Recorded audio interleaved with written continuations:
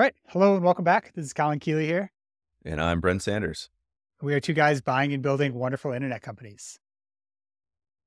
Yeah. And this week we are talking about one of your new operating manuals. So you've done, what, half dozen of these so far, maybe more? Yeah. New operating manual, business breakdown, empire breakdown. I've been trying to, I don't know if I'm going to change the name because other people use business breakdown and that seems like people Google that more. So anyway, but yeah, Brent Beshore, a founder of Permanent Equity and CEO, formerly called Adventures, which is a horrible name, and he rebranded it so recently. And so they are unique. They do 30-year funds. So instead of the usual 5 to 10-year private equity fund. So they have no intention of selling. They rarely use debt. And he founded the company. So he bought his first company in 2007. And he didn't raise outside capital until 2017. So he's only been at it for 5-6 years now. They raised the first fund, 2017, $50 million, 30-year fund, 10-year investment period. The second fund, Fund 2 in 2019, $248 million, 27-year fund, 10-year investment period. And we'll just jump into it. I could talk about his background. So background, similar to many other entrepreneurs, he started a few businesses in marketing and advertising. Most of them went somewhat poorly. The first one was a branding events company. He ended up selling it to an employee. Then he started an ad agency, which went a little bit better. Brent got introduced to someone that wanted to sell their business. And he decided to buy it with an SBA loan. And so for that first acquisition, he Googled, how do I do diligence? Like DO diligence. So he knew nothing. Nice. He calls himself like the Forrest Gump of private equity because he had no finance background whatsoever. But the first acquisition went well. He was able to repay the SBA loan early. And then he had all this extra cash flow. And he basically built out a small team to start acquiring other businesses. And so 5 years later, they had a portfolio of about 5 businesses in a small growing organization that could like find, negotiate, diligence these like small business acquisitions. It was all self-funded with the SBA loan as well. And he was calling it the world's smallest family office. And so that was kind of the plan, to just keep going down that path. But he answered Patrick O'Shaughnessy, famous like podcaster, investment, and he's a very wealthy family that invests in stuff. Patrick asked him a question that was completely unrelated on Twitter. And Brent replied, and they had a call, and then they kind of hit it off, talking about unrelated like investing topics. Patrick flew out to Columbia, Missouri, where Brent is from and lives. They talked for 14 hours. And at the end of it, Patrick asked like, hey, my family wants to invest. How do we make this happen? And Brent's like, no. Like everything's going well. I don't want to blow it up. I don't want to take outside money. And Patrick was pushing and he's like, no, like we want to invest. Like, what would it take to have you accept outside capital? Like you design the structure, the terms, and we'll figure it out from there. And that's how they ended up in this kind of unique structure, which we could go through. But the whole goal was to align everyone's long-term incentives and like kind of have this unique long-term approach, which is why I wanted to do a breakdown of this. Is like, there's all these different ways to do long-term holding, and they're one of the premier ones of doing it, whether it's right or wrong, or whether you want to do it that way. So before we dive into it, obviously we know they started a fund, right? So I guess, did he indicate why he wanted to even set up a fund, or were there other options that you could go that's like, because right, it's like that's sort of the capsule in which so many people operate, and we've explored this in different realms and ways, and there's this that, but there's always this thing we came back to. It's like, well, you don't want to be weird, but to his point, he's like, he didn't even really want to do it, so he could be weird. So I was curious, like, how did they end up on a fund? So like, why raise outside money at all is a fair question. Like you could just continue to compound at a high rate. We deal with this as well. Like we don't have to keep raising outside capital. We could just do that. But it's leverage. Like you could move way faster. You could buy bigger businesses. You could buy more businesses. So that was kind of like why he was pushed to do it. And he wanted to work with these partners, these families to do that. And then why do this kind of unique approach? He talks all the benefits of it, but it's basically like you could do the usual short-term thing where you buy, you kind of improve things and flip it. But the worst thing is just that, or all the private equity people kind of acknowledges what your best companies are. and you just hate to sell them. Like you have to Mm. sell them to realize your return, but it'd be way better if you could just hold those for a much longer period of time and make the improvements like that are worthwhile and pay dividends over like 10, 20 plus years, which is what he wants these family run businesses to be basically. I feel like there's the typical 2 and 20, right? And so it gets into this concept of the fees, which is you hear people doing every permutation of 2 and 20, but that's like the typical boilerplate, don't be weird terms that people come with. And then there's this thing of like, well, what are you getting for your fees? And do you optimize for carry? And so it seems like they were doing something unique there. You want to talk about that? Yeah, the fees are probably the weirdest thing actually with the way the fund is structured. It's a 2 and 20 standard. They don't take any management fees.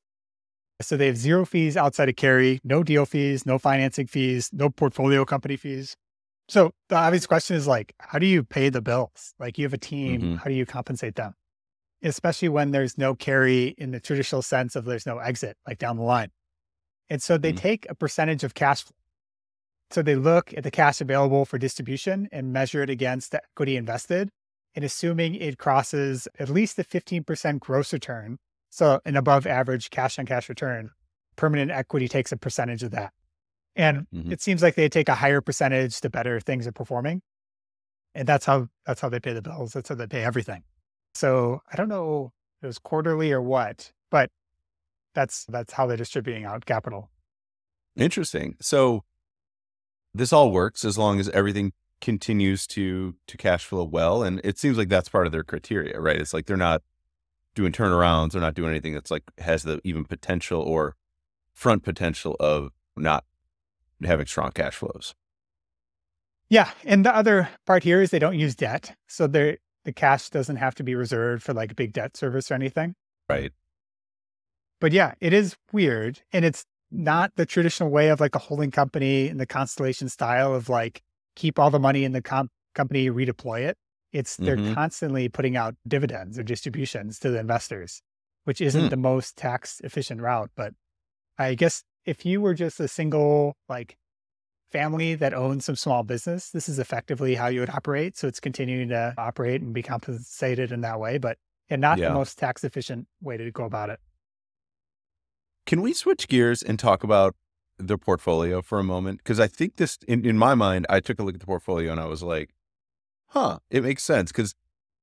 But it's also pretty unsexy, right? Like what's in the portfolio currently, I was looking on the site a minute ago and what is it? There's like so it started, I believe in the ad world. I think that was, he was saying his first acquisition. So I'm assuming it's Media Cross. And then there's sort of these aerospace parts, a manufacturing certification or certified repair of FAA certified repair, pools, matchmaking, architectural glass, and a consumer products manufacturer of pool lighting and inflatables and other products. So it's like, I guess you would have to assume all of these are cash flowing really well. That's, I think, one of their main criteria. But it's in these businesses that they're unsexy, right? Like there's nothing that I said that attracts your typical venture money or anywhere close to that, which I think is awesome, right? Like that's just proof positive that it's the riches are in the niches and these are generally overlooked places. So it seems like based on this approach of like, okay, there's going to be no fees. We're heavy on cash flows and that's how we're going to pay our investors and ourselves, that these seem to be businesses that have, I hate to use the term moat, but have like really strong defensible spaces and obviously are continuing to grow. Yeah. Brent's always good at speaking in things that are like memorable lines. So he often says, if you haven't gotten rich doing it, then we probably aren't going to. So yeah, it's all like these things have been cash flowing $3+ million a year for the last 3 years at least. Durable businesses. The two that are mentioned a lot are presidential pools. So it's the largest swimming pool builder in the country, but they only operate in Phoenix and Tucson. Tucson. But yeah. And then the other one that's really funny is selective search. So luxury matchmaking. So like finding a wife or a spouse for Yeah. a wealthy individual. And the minimum, I think, is $100,000 engagement. And some of them pay seven figures. So over $1 million to go find you a spouse. And the one example he gave recently is like, I'm looking for a wife. A huge chunk of my life is playing golf. And so my new wife has to be under 7 handicap. And go find that. Yes. Oh, wow. Well, hey, here's a reminder. Go buy your wife flowers because you saved yourself at least $1 million on finding the right man. At least you were able to tie the knot and have a child. So you got that far without having to pay a recruiter. But it makes sense. I mean, super niche. And I like it. I mean, I love that it's broad. This is just my commentary, but I love that it's broad. But what I'm informed by your breakdown so far is that company is clearly very profitable. And that's what likely attracts them to, I mean, there's no room for a flatliner in this portfolio. Yeah, profitable, durable, all the things you kind of usually look at. I would say besides like a search fund, they're just looking at bigger things. And even like they're moving up market. I think they're looking at public companies taking private as they've grown bigger and bigger.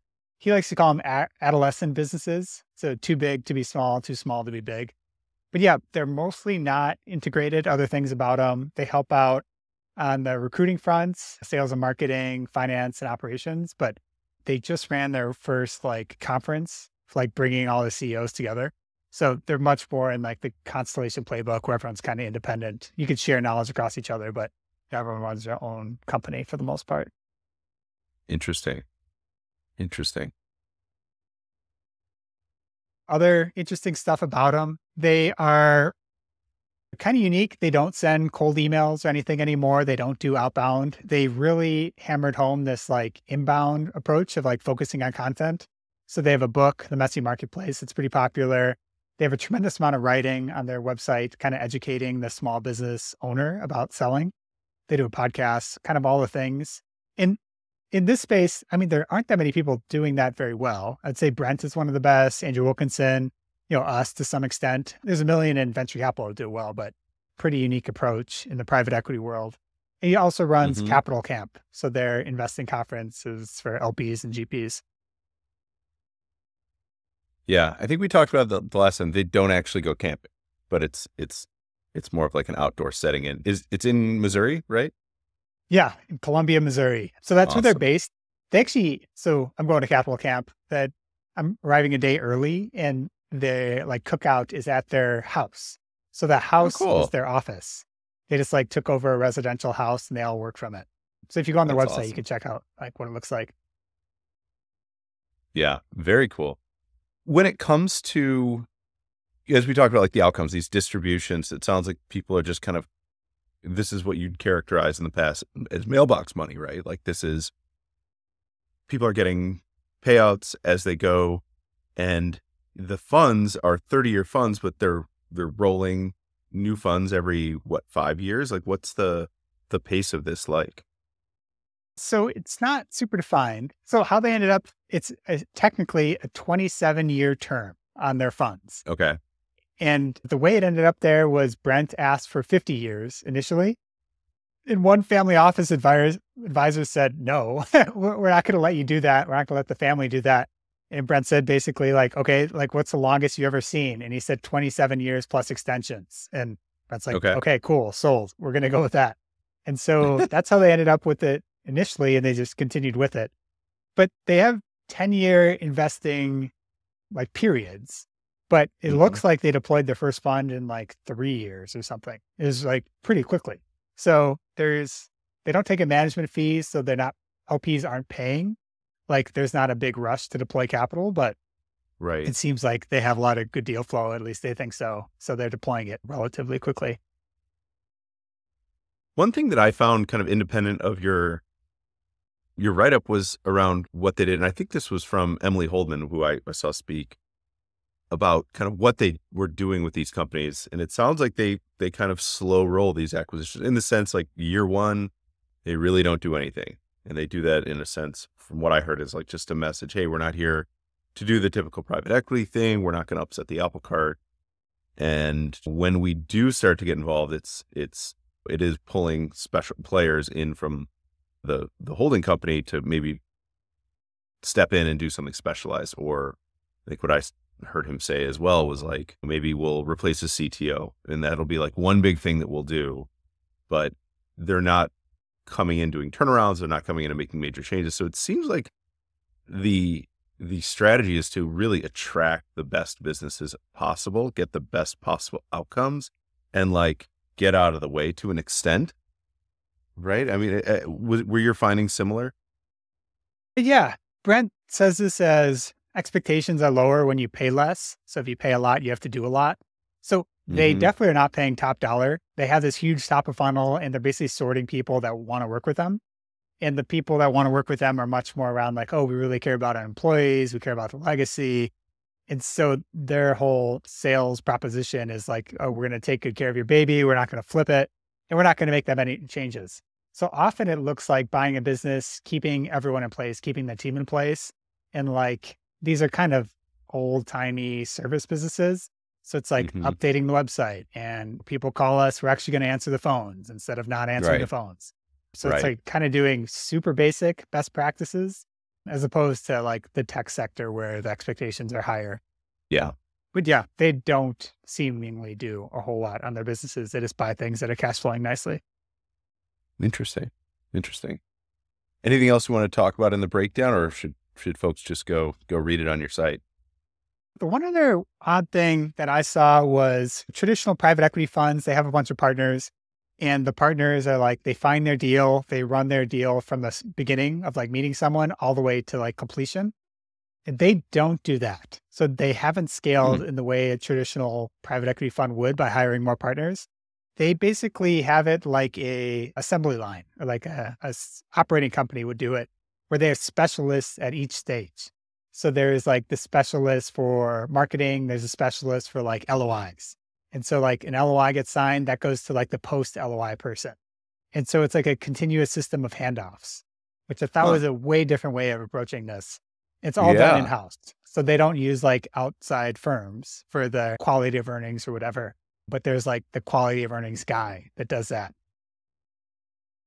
That's cool. It's kind of like a band, right? Like just passing it on to the next person. Well, I mean, that's an interesting concept I wonder what that does to the stress of acquisitions when it's like there's accountability, right? There's like deal accountability for the deal lead or the person who's like championing this thing in an organization versus, hey, we're a team. We're all going to sound good or we're all going to sound bad. And that's kind of a cool aspect. Any takeaways that you in studying this that you would adopt? So sourcing is the obvious one. I love their content approach to kind of scale conversations. So they've done that super well. And I think we should steal a lot from them. And we actively are with the podcast and everything else. The structure is the big question. It is super complicated and weird. And so they were able to get this off the ground with like 2 big family offices and filling in a bunch of smaller wealthy folks. I think it would be pretty hard to raise money on this style of fund, I imagine, if you didn't have those big anchors. But the big advantage of this, like a holding company is just weird because you're constantly have to value the whole thing. And if you're raising more money, you value it, you raise money, you value it, you raise money. This is just like, we raise the fund, cool, we get to keep this for long term, and let's raise a new fund in like 3 to 5 years. So that's really nice. The baseline fees or like the no fees thing is super odd. I guess we could do it in theory. And then we just have to take a percentage and you couldn't use debt or else you have very little cash flow to go around. But all that is just kind of unique. And I don't know whether you take it or not. I don't know. Do you have any thoughts around the structure? The one takeaway I would have is that it's easy to craft these. I think you have to have an interested party that wants to fund it. I'm sure sitting alone in a room and coming up with like, okay, this is the perfect structure, and then going out to market trying to sell someone on it. Like the lesson learned is like, if you're going to do this, I think you need to be in demand, have someone who is driving you to do it versus the other way around where you're saying, hey, I have this concept. I want to do it. I want to do a first time fund, right? That's a very bumpy, difficult road versus having somebody with the funds that just wants to execute it and wants to kind of help you structure something together. That's one interesting learning. The other part that I like is the idea of doing little in the initial stages. I think that there's something to that. Obviously, that lends itself to, as you said, if you're buying something that's lower in the market, you're going to have to do more. And so I think that's part of what we've talked about in the past, is trying to kind of move up market a bit, so we don't have to do so much right upon transition, right upon closing the deal, where we've basically have to take the business on our back and brush it up, clean it up, do a lot more work than giving it a year and seeing how things go and not upsetting the apple cart, like acquiring a team versus a product is kind of what I would like to see. Yeah. So they're buying something that's already functioning well and with the team in place and everything, and they're mostly keeping the team in place. The hard part is you have to do that and not overpay. So it's easy to find a great business and pay a bunch of money for it, but then you have to use debt or something to juice returns. But so they're able to thread the needle. Maybe it's just like a huge top of funnel, and then you attract so many people that are such a good fit that they're willing to give you a great deal. But I think that's much easier like said than done, right? And you have to good judgment and everything to make sure you're actually buying good businesses. But it's simple in theory. I think it's harder to execute on. Yeah, because anything that you see the nuance of, if your business is doing well, you want a good payout. And as we know in larger private equity, that's largely kind of goes to the larger firms. And unless you really, really, really care about your employees, which cash rules everything around me, right? Like, it's hard to argue with, okay, I can get an extra X amount of money, or, oh, well, I guess everyone's gonna have to fend for themselves. Like, it's capitalism. More people tend to go with the cash and the better payout and less implicated earnout. But I think it's more nuanced than that. I'm generalizing, but I do think that there's an element of, like, exactly like you said, I think you can thread this needle, as they're pointing out and they're able to do. And I think keeping it slow, like, I think that's the other takeaway, is like, you can't come in and like whip things around and like I would imagine these businesses started slow and grew slow and are continuing they're growing, but it doesn't mean they're like stagnating. But I do think there's an element of like speed and expectation that seems very like wise beyond his years on that aspect. Yeah, he's very young. He started this relatively young. I think he's just like 40 now. So he's been at this for 15 years or something. And he's also, I mean, just the way he looks even younger than that. He looks like he's like 22 or something. Looks ridiculous in his photos. But I guess the other aspect here is like industries. So they are not in a super competitive space. They're like tackling these much more boring spaces. So they're able to get 3 million plus EBITDA companies without being super competitive. Like, if we saw a SaaS business doing 3 million EBITDA, like, we're going to get blown out of the water in all likelihood, because it's going to be super competitive.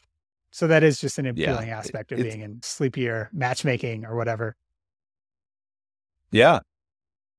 Yeah. I mean, then again, like, for me personally, I'm not as interested, I should say, in non-software businesses. It's part of like what jazzes me up about the businesses we have. But I mean, I still like cash flow. I'm pro cash flow. So I get it. Like, it makes sense. So this is a cool write-up. So I hope you promote it. It seems like this one's been flying under the radar. The date on it, that I see, says November 22nd. That's not right. Yeah. I'm not sure why that's saying that. I got to delete that. That may be some issue with Webflow. But no, my general process is I set these live maybe like a week or so before I promote it. And then I keep adding to it, cleaning it up. And then I actually write a Twitter thread and like announce it to everyone. So I'll announce it to everyone shortly. Yeah.